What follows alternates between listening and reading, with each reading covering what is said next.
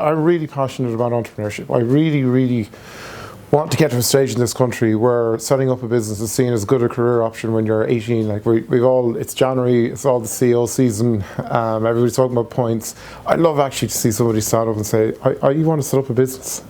I want to give them the support to actually set up a business. There's a lot of things to be built around that. Firstly, we've got to give support for people for whom it doesn't work out.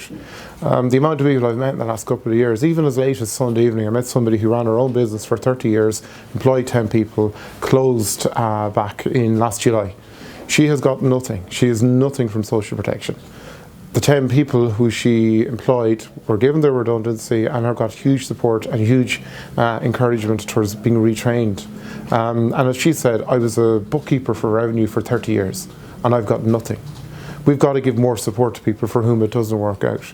We've got to change our culture in the country. If it doesn't work out, it doesn't work out. We encourage them to get back up on the horse and set up another business.